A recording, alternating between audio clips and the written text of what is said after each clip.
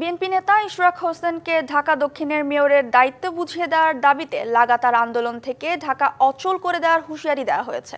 এ বিষয়ে বিস্তারিত জানাতে নগর ভবন থেকে যুক্ত হচ্ছেন সহকর্মী বিজন কুমার দাস। বিজন, ইশরাক সমর্থকদের কর্মসূচির সর্বশেষ কি তথ্য আছে আপনার কাছে, আমাদের জানাবেন। দেখুন সারা, আজকে সকাল 10টা থেকে সে আন্দোলন কর্মসূচি শুরু হওয়ার কথা থাকলেও আজকের আন্দোলনী কর্মসূচি তাদেরকে একটু পরিবর্তন এনেছেন। আমরা তাদের আন্দোলনকারীদের সাথে কথা বলে জানতে পেরেছি তারা আসলে আজকে যেহেতু কোর্টে একটি শুনানি আছে, সেই কারণে আন্দোলনটা শুরু হবে আজকে মূলত মৎস্য ভবন থেকে। আমরা ইতিমধ্যেই জানতে পেরেছি মৎস্য ভবনে প্রায় হাজার হাজার ইশরাক সমর্থকরা ইতিমধ্যেই তারা সেখানে জড়ো হয়েছেন। জড়ো হওয়ার কারণটা হচ্ছে যেহেতু কোর্টে শুনানি আছে, কোর্টকে জানান দেওয়া যে তাদের উপস্থিতি এবং তাদের সেটা কিছুটা যেন প্রভাব পড়ে, এই কারণেই তারা মৎস্য ভবনে উপস্থিত হয়েছেন এবং সেখানে বড় রকমের সমবেত হয়ে এখান থেকে মিছিল করে তারা নগর ভবনের সামনে আসবেন। এই কারণে নগর ভবনটা আপনি দেখতে পাচ্ছেন এখনও ফাঁকা রয়েছে। 25 বছরের ওয়ারেন্টিযুক্ত দীর্ঘস্থায়ী দরজা প্রোটেক্টর, আধুনিক ও মজবুত দরজা।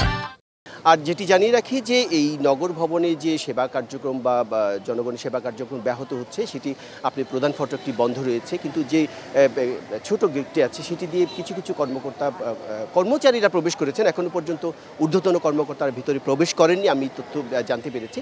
কিন্তু তারা ভিতরে যারা যাচ্ছেন তারা কিন্তু তাদের নিজস্ব কর্মস্থলে বা রুমে তারা বসতে পারছেন না, কারণ নিচতলা থেকে দোতলা পর্যন্ত ওঠার যে সিঁড়ি কোটা সেটি কিন্তু একদম তালা দেওয়া হয়েছে, একটু বন্ধ করে রাখা হচ্ছে। সেই কারণে তারা মূলত একদম অচল হয়ে পড়েছে সিটি কর্পোরেশন ভবন।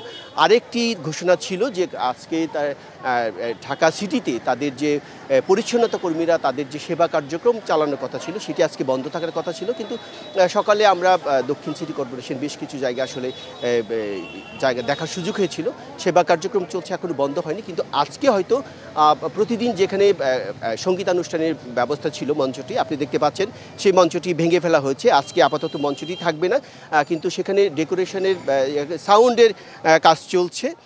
হয়তো কিছুক্ষণ পরে এখানে মৎস্য ভবন থেকে এসে নেতাকর্মীরা এখানে আলোচনা অনুষ্ঠানে অংশগ্রহণ করবে এবং এই আলোচনা থেকে আসলে তার যে কোর্টের যে রায়ের কী ফলাফল আসে সে পর্যন্ত তারা অপেক্ষা করবেন।